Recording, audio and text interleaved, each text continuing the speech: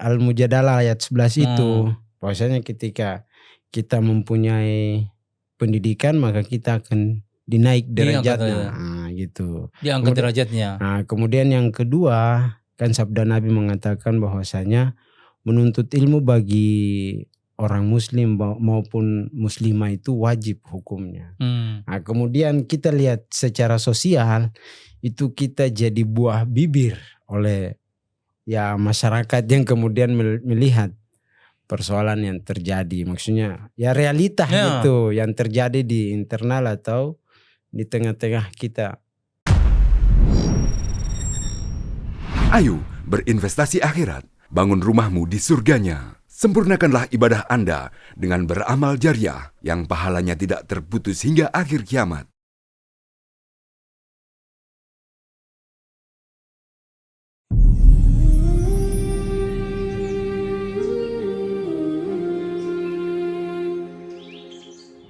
Assalamualaikum warahmatullahi wabarakatuh. Waalaikumsalam warahmatullahi wabarakatuh. Selamat datang Ananda Solihin Iya Pak. Nama lengkapnya? Solihin Madwane BYT, kalau mau ditambah gelar Esos. Oh Esos. Iya. Esos ya? Iya. Baik Ananda Solihin, sebelum kita lanjut kita sapa dulu pemirsa kaum muslimin dan muslimat di mana saja Anda berada yang sempat bersama dengan kita ini.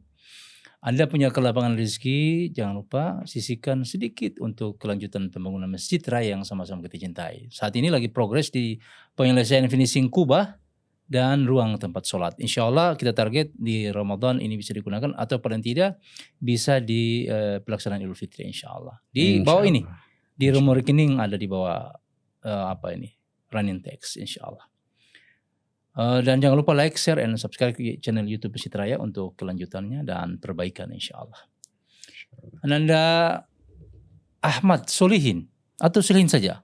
Solihin Madwane BYT. Pemirsa, ini kita sekarang tamu kita hari ini adalah tokoh muda, anak muda, generasi remaja, pemuda dari Nebes juga. Ya, dari Nebes. Nebes ini Kokoda, Inanwatan. Ya, tepatnya Nebes. Lebih tepat lagi dari desa Daubak. Daubak, oh ada desa. Nebes itu ada 2 desa-desanya. Ya. Kenapa disebut Nebes? Karena terdiri dari 5 kampung. Makanya disingkat Nebes. Negeri besar itu. Negeri besar. Ya. Solihin ini kan alumni IAIN. Iya. Tahun berapa tuh di IAIN? Saya masuk di IAIN Sorong. IAIN Sorong. Sebelumnya kan masih Stais. Oh, dari masih Stein. Nah. Masih Stein, kemudian bertepat pada tahun 2018 saya masuk. Kemudian berjalan perkuliahan saya kurang lebih mau meranjak ke semester 5, itu berubah status. Berubah alih status. Jadi IAIN. Institut ya. Institut. Ya. Jadi tamat di institut IAIN. Tamat di tahun institut. Berapa itu tamat? Tamatnya 2022. Tanggal wisudanya itu tanggal 28 November. Jadi sana Esos. Jadi Solihin Madwane BYT Esos. Ya. Alumni IAIN. Sekarang kan sudah selesai kuliah nih. Ya. Ada berpikir lanjut S2 tidak? Kalau untuk niatnya ada. Niatnya ada. Ya. Masalahnya di mana? Kalau untuk masalahnya ya jujur Bapak Ustadz, kemarin strata 1 saya juga ya beasiswa. Dari Bidik Misi ya. Oh, sekarang juga banyak di beasiswa. Sebetulnya bisa kalau kita mau cari. Insya Allah. Mungkin pemirsa yang dengar ini anak-anak Papua yang perlu dikembangkan SDM-nya bisa bantu, mereka punya niat kemauan untuk meningkatkan SDM-nya dengan kuliah. Mungkin bisa peluang untuk bantu mereka. Jadi sebetulnya ada niat untuk lanjut sekolah, lanjut kuliah. Insya Allah ada niat. Iya, S2, S3 penting, masih muda. Jadi kendalanya itu terkait dengan beasiswa saja. Beasiswa saja. Ya, mudah-mudahan ada pemirsa yang dengar ini bisa membantu untuk kelanjutan anak-anak Papua, ini khususnya anak-anak Kokoda dari Inanwatan ya. Itu distrik Inanwatan. Distrik Kokoda. Distrik Kokoda. Iya ya Pak. Dulu SD-nya di mana? Kalau saya SD-nya di Impres 74 yang di Jalan Baru. Baru maksud SMP-nya? MTS-nya MTS Emeyodere. Emeyodere yang Victoria, Kanal Victoria juga. Baru lanjut SMA di mana? Lanjut SMA di SMA Gupi Kota Sorong. Oh, Pasar Gupi. baru. Pasar baru itu. Iya. Padahal pasar itu kan sudah lama. Tapi tetap namanya pasar baru ya? Iya, Pak. Iya. Iya. Tapi kan sempat terbakar, kemudian dibangun lagi. Bangun lagi, baru lagi. Iya.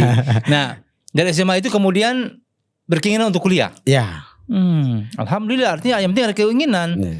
Jarang mendapatkan anak Kokoda, putra Kokoda, orang Papua Muslim asli itu Kokoda, yang begitu semangatnya. Nah sekarang tinggal ada yang sabiji-sabiji ini kan. Ini kan dianggap langka.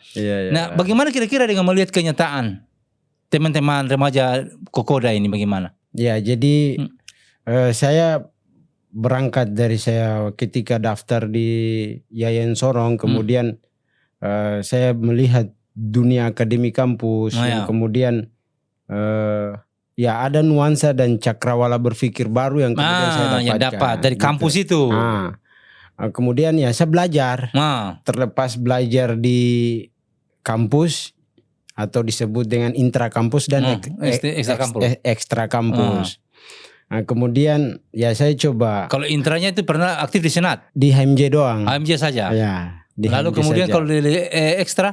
Kalau di ekstra di Himpunan Mahasiswa Islam. Oh begitu? Ya, Majelis Penyelamat Organisasi. Oh tapi yang MPO-nya? Tapi tidak apa-apa, yang penting bagaimana meningkat. Oke.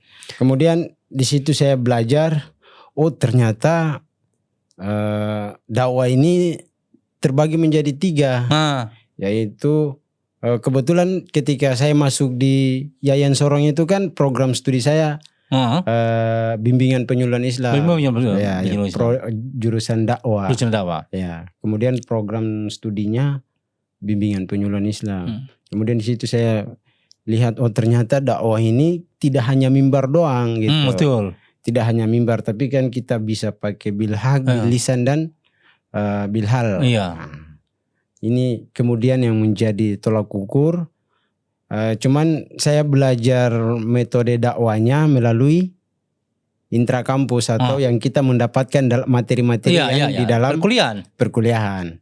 Tapi yang kemudian saya bangun dan saya berpikir ya ketika kita mau mendapatkan gerakan dan konsep-konsep bagaimana membangun keumatan dan ini itu di himpunan mahasiswa yang kemudian menjadi landasan saya itu ketika saya berangkat ikuti kongres HMI ke-32 di Kendari. HMI MPO. HMI MPO ketika itu. Kemudian saya berangkat, di situ saya dapat nuansa baru lagi. Artinya banyak interaksi dengan banyak orang-orang ilmiah, orang-orang akademis, meningkatlah pola pikir pola pikir kita. Gitu. Kemudian saya balik di sana, saya bangun literasi atau bangun gerakan dakwah melalui remaja masjid. Itu setelah di Sorong? Itu setelah di Sorong, setelah dari Kendari balik ke... coba mengembangkan itu. Balik ke Sorong, coba saya bangun melalui remaja masjid. Nah, tapi sebelum saya bangun peradaban itu ternyata dari teman-teman yang sudah berkecimpung di perkuliahan di luar kita sempat sebelum saya berangkat kita sempat diskusi. Alhamdulillah pasca saya balik ternyata sudah ada musyawarah dan pemilihan ketua yang terpilih sekarang beliau lagi menjabat. Cuman prosesi untuk bagaimana mengembangkan dan mengenalkan kepada publik itu belum mereka bangun. Kemudian saya balik dari Kendari itu sudah saya bangun. Kebetulan ketika itu kan saya belum kenal juga dengan ketua DPD ketika itu DPD BKPRMI Rustam Rumah 3 ini. Kemudian saya belum kenal juga. Cuman ketika itu kebetulan pas musda BKPRMI di Aula Man Model, kebetulan ketum cabang saya itu hadir dan ikut musda itu, namanya Jalil Keliata orang Seram. Kemudian bagaimana saya berpikir komunikasi Bang Jalil selaku ketua cabang HMI, ketua cabang saya di cabang Sorong, Kemudian saya minta nomor. Lalu saya komunikasi beliau tanpa saya tidak tahu itu Abang Rustam Rumah 3 itu seperti apa mukanya. Ya, tapi maksudnya idenya inti bagaimana mengembangkan bagaimana masjid, mengembangkan dan mengenalkan kepada publik untuk ternyata masyarakat atau pemuda Kokoda itu punya giat-giat yang kemudian bisa dikembangkan. Tapi apa sih yang dibuat? Giat-giat apa sih yang dibuat untuk meningkatkan semangat, jazbah, ruh dan semangat belajar ini remaja kuda? Apa yang dibuat? Mohon izin Bapak, untuk giat-giat untuk pribadi saya, kemudian Rifai, teman-teman lah. Kita selain saya ini kan terlepas dari Bang Haji Arobi, kemudian Bang Ustadz Amri, mereka punya kesibukan ini kan sudah ini. Cuman di bawahnya mereka ini kan ada Bang Jalil Ugaje kan, kemudian ada Rifai, ada saya, kemudian ada Ustadz Darjin Marife, ketua BKP Remi Sorsel beliau. Kemudian ada siapa? Almin Ugaje. Kemudian ketua Remas sekarang. Ya, itu yang artinya itu berarti teman-teman. Teman-teman yang dimana saya kalau diskusi, alhamdulillah kita sejalan. Cuman gini Pak, kita kendalanya itu. Kendalanya apa? Kendala yang kemudian dihadapi oleh kita beberapa orang ini untuk bagaimana merubah peradaban. Ya jujur Bapak, mungkin ini bukan pamerisasi, tapi ini mau jelaskan ke Bapak bahwa ini jelasisasi. Bukan pamerisasi. Maksudnya inilah persoalan yang kemudian kita hadapi di lapangan. Apa itu masalahnya? Masalahnya itu bukan cuman kita internal Kokoda, tapi ada beberapa suku khususnya Papua Muslim ada Bentuni, ada Kaimana, kemudian Fakfak. Saya enggak tahu, saya belum begitu tahu Kaimana dan Fakfak. Tapi kalau Bentuni, ya peradabannya itu 11-12 gitu. Sama beda-beda tipis dengan Kokoda? Ya minimnya itu tidak ada penggerak dan tidak ada asupan. Asupan ini yang dimaksud gini Pak. Pengalaman saya itu awal pelantikan remaja Babul Jana itu tidak gampang Pak. Iya. Kita sampai bisa ada pelantikan itu? Sampai bisa ada pelantikan itu karena metodenya 3. Rokok, gula, kopi. Itu metode itu yang dipakai? Kemudian tambah pinang. Itu hampir Pak sebelum pelantikan itu masjid ramai sampai. Pakai metode itu? Pakai metode itu. Jadi kendala kita di internal kita khususnya yang saya pernah rasakan dan saya pernah jalankan itu, yaitu tidak ada asupan yang kemudian menjadi dorongan. Alhamdulillah untuk saat ini yang sering memberikan asupan dan supply itu dari Masjid Kuba melalui Ustadz Munim. Itu masih jalan? Alhamdulillah masih jalan sampai sekarang. Iya, artinya begini, kita sama-sama punya tanggung jawab bagaimana untuk membangun masyarakat Papua dan khususnya karena ini kepentingan umat Islam, ada saudara-saudara muslim Papua dan ini pemuda-pemuda muslim Papua yang perlu didorong, perlu diperhatikan dan mungkin kita punya tanggung jawab bagaimana memberikan asupan yang dimaksudkan tadi. Jadi kalau pemirsa yang punya kelebihan rezeki juga bolehlah nanti jalan-jalan ke Kokoda di Kilo 8 Babul Jana untuk ketemu dengan adik remaja bagaimana membangun karakter mereka lebih bagus.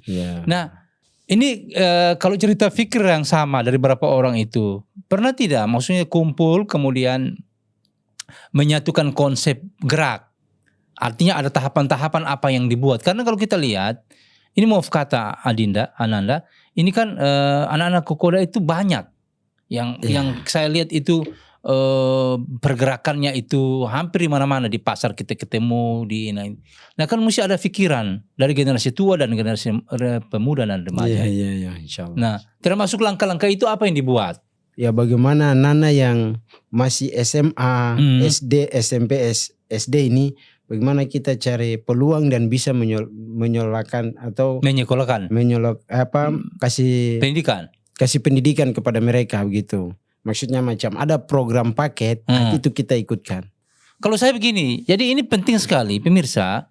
Bagaimana menurut? Kalau bicara tentang membackup di provinsi itu ada paket, ada program beasiswa bagi anak-anak Papua. Ada program pengembangan ekonomi dari pemerintah provinsi.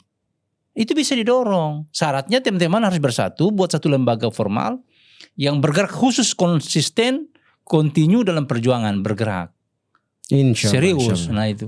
Sehingga ini bisa kalau punya data, karena di pemerintah juga itu by data. Nah ya, by data ya. Betul. Kita tidak bisa bicara ini ada orang teman-teman remaja di sana ada pendidikan, mana datanya?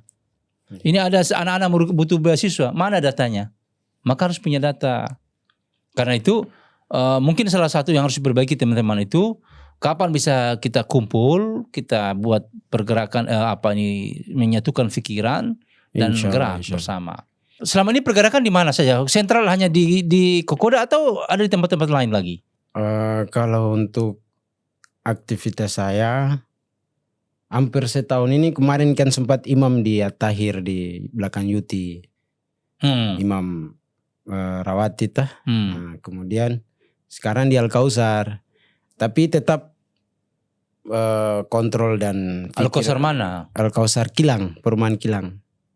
Perumahan Kilang. Ya, jadi marbot di situ. Nah, tapi maksud saya pergerakan dakwah itu bagaimana, jangan sampai terhenti. Kalau untuk pergerakan dakwah tetap masih hidup. Saya masih komunikasikan ke ketua remaja Babul Jannah, kemudian ketua remaja Al-Hijrah. Iya, masalahnya begini Ananda, bahwa kita akan melihat kenyataan banyak. Semangat-semangatnya di awal, semangat pelantikan, begitu selesai pelantikan mulai redup lagi. Itulah kendalanya Pak, yang tadi saya sampaikan. Bahwasanya ya kita itulah asupan dan pola pikir yang kemudian masih terbatas. Sehingga kita mau bangun mereka itu ya butuh waktu dan proses yang membuat kita sepakat banyak kendala, dan kendala itu biasa. Tapi kira-kira ada ide apa lagi bagaimana untuk membangun sebetulnya dalam pikiran Ananda ini? Yang pertama itu Pak, yang tadi saya sampaikan di awal,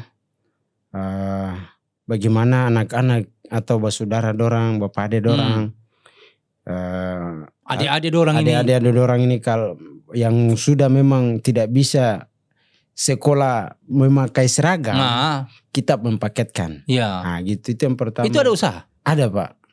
Dan itu sudah berhasil? Usahanya belum Pak. Belum. Baru tahapan usaha yang kemudian saya coba mencari link. Kerisauan adik untuk merubah ini karena apa? Kenapa ingin untuk pendidikan? Apa latar belakangnya? Latar belakangnya itu gini Pak, maksudnya kalau kita melihat daripada konteks dakwah kan, yaitu Al-Mujadalah ayat 11 itu.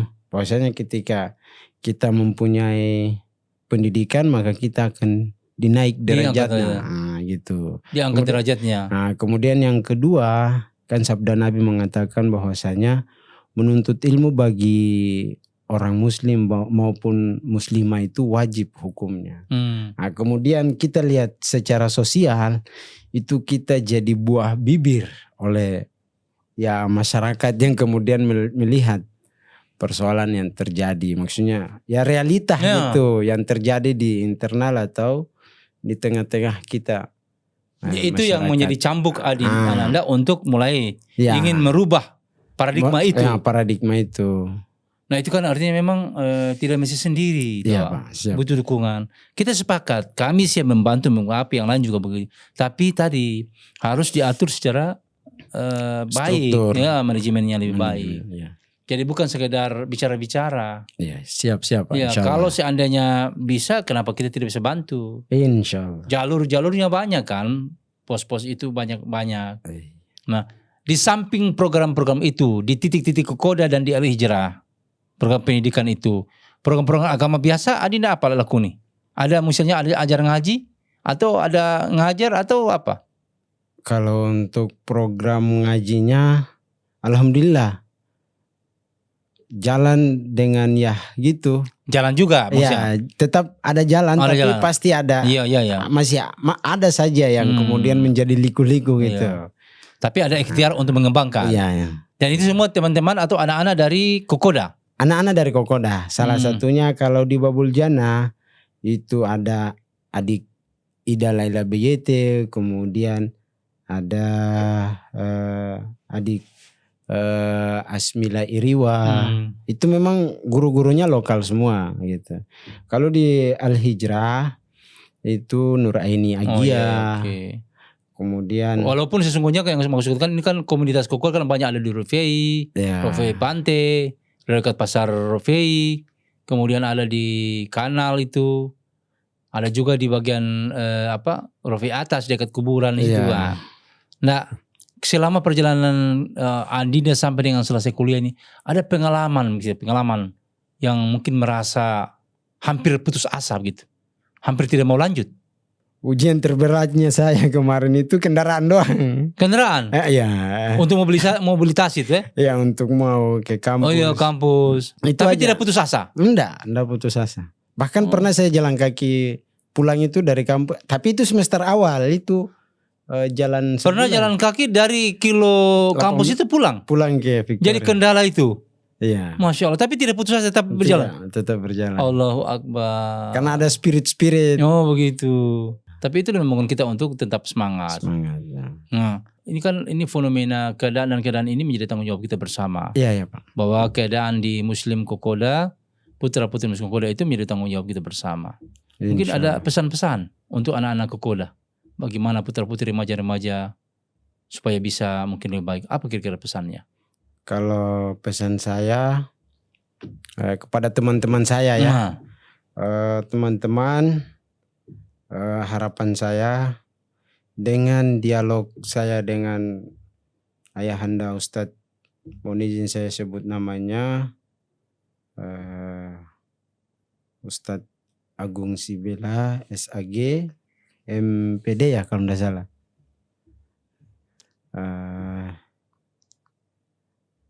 Di sini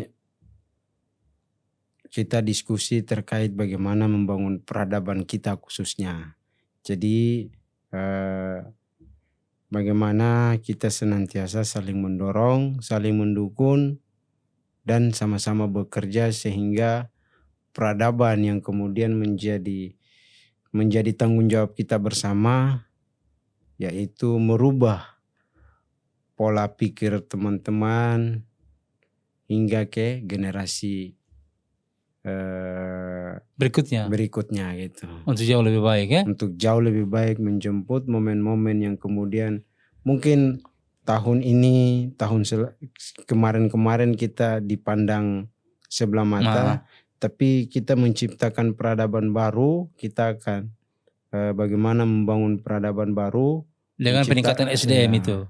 Dengan membangun SDM yang lewat pendidikan ya? Lewat pendidikan dan yang berintegritas dan berkualitas. Ya.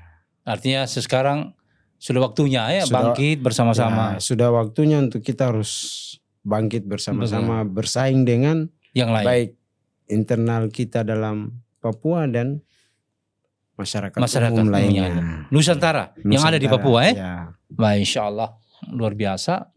Ini momen sebetulnya bagaimana kita ingin menjadikan ini dialog kita sebagai inspirasi. Menggugah hati para pemuda dan remaja Kokoda untuk bangkit bersama-sama membangun negeri ini. Insya Allah. Kalau ada slogan dari Pak dulu almarhum ya, Pak Bram ya. Pak Bram. Kalau bukan kita siapa lagi? Kalau bukan sekarang kapan lagi? Barangkali sampai situ Nandai, kita mau lanjut, cuma waktu kita yang memang dibatasi oleh waktu. Tapi sebelumnya mungkin ada apa? Sebagai school statement, kalau tadi Bapak sampaikan di slogannya Bapak almarhum Bram Kacong. Almarhum Bram Kacong, saya akan Bram. Bram Kacong. Gitu. Kalau saya mungkin untuk khusus kita teman-teman Kokoda yang mungkin saya sudah sebut nama-nama di awal itu, kata PJ Gubernur bilang kalau kita orang satu, kita orang kuat. Iya, gitu. Betul. Ini untuk pemuda dan remaja Kokoda. Kalau katong satu, katong kuat. Baik keadaan. Barangkali itu ya. Barangkali mungkin itu. Baik, terima kasih banyak atas kebersamaan kita di malam ini. Mudah-mudahan memberikan inspirasi bagi teman-teman yang lain untuk terus bangkit, bergelora, semangat dalam dakwah dan meningkatkan kualitasnya. Insya Allah. Sampai kita jumpa dalam kesempatan yang lain. Pemirsa jangan lupa ke lapangan rezeki sisihkan untuk kelanjutan Masjid Agung Dan jangan lupa like, share, and subscribe ke channel YouTube Masjid Raya untuk kebersamaan kita. Dan jangan lupa saling mendoakan untuk kebaikan di semua keadaan, insya Allah. Demikian. Insyaallah. Assalamualaikum warahmatullahi wabarakatuh. Waalaikumsalam warahmatullahi wabarakatuh. Ayo, dukung media dakwah Masjid Agung Al-Akbar dengan ikut berdonasi pengadaan alat multimedia dan operasional dakwah. Usia boleh terputus, pahala jariah mengalir terus.